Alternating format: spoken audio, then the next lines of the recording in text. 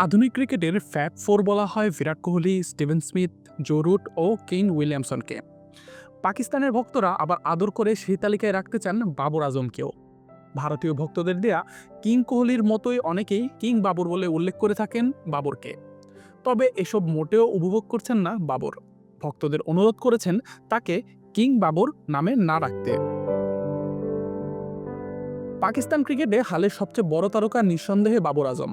বিশেষ করে 2017-18 সিজন থেকে ব্যাট হাতে পাকিস্তানকে নেতৃত্ব দিচ্ছেন বেশ দারুণভাবে। বাকি দুই ফরম্যাটেও দারুণ সময় কাটালেও ওয়ানডে ক্রিকেটে বাবরের পরিসংখ্যান বেশ ঈর্ষণীয়ই বলতে হবে। গত বেশ কিছুদিন ধরেই হাসছে না বাবরের ব্যাট। তবুও এখনও ওয়ানডেতে বাবরের গড়টা 56। এই পরিসংখ্যানে স্পষ্ট 50 ওভারের ম্যাচে কতটা দাপট দেখিয়েছেন সাবেক পাকিস্তান অধিনায়ক। তবে সব ফরম্যাটেই সময়টা ভালো যাচ্ছে না বাবরের। মাঝে তো টেস্ট দল থেকে বিশ্রামের নাম করে সাময়িক বাধ্য দেওয়া হয়েছিল বাজে ফর্মের কারণে।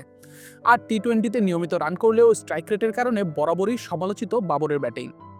আবার নিজের পছন্দের ওয়ানডে ফরম্যাটে 2023 সালের এশিয়া কাপ থেকে এখন পর্যন্ত 25 ওয়ানডে খেলে 850-র পাশাপাশি সেঞ্চুরি করতে পেরেছেন কেবল একটি, সেটিও আবার পুচকে নেপালের বিপক্ষে। এই সময়ে বাবর ব্যাট করেছেন 42 গড়ে, যা তার মানের ব্যাটারের জন্য বেশ কমই বৈকি। ত্রিদেশীয় সিরিজেও সময়টা ভালো যায়নি বাবরের। দলের প্রয়োজনে নিজের পছন্দের 3 নম্বর পজিশন ছেড়ে করেছেন ওপেনিং। গত 4 ম্যাচে ওপেন করতে নেমে করেছেন মোটে 59 রান।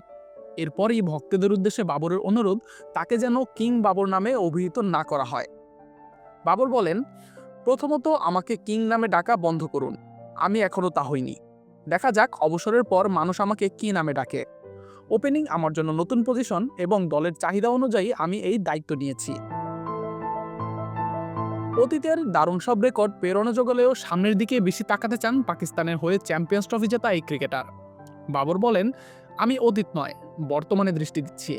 যদি আগের পারফরমেন্স নিয়ে পড়ে থাকি তাহলে সেটা আমার ভবিষ্যৎকে বাধাগ্রস্ত করবে। প্রত্যেকটি নতুন দিন নতুন পরিকল্পনা এবং মানসিকতা নিয়ে আসে। ক্যারিয়ারে প্রথমবারের মতো ঘরের মাঠে কোনো আইসিসি ইভেন্টে খেলতে যাচ্ছেন বাবর আজমরা। নিজের পুরনো রূপে ফিরে দলকে শিরোপা জিতিয়ে নিশ্চিতভাবে পাকিস্তান ক্রিকেটের এই স্মরণীয় মুহূর্তকে আরও স্পেশাল করার ছকই আঁকছেন বাবর। আশিকুর রহমান শান্ত, ডি স্পোর্টস।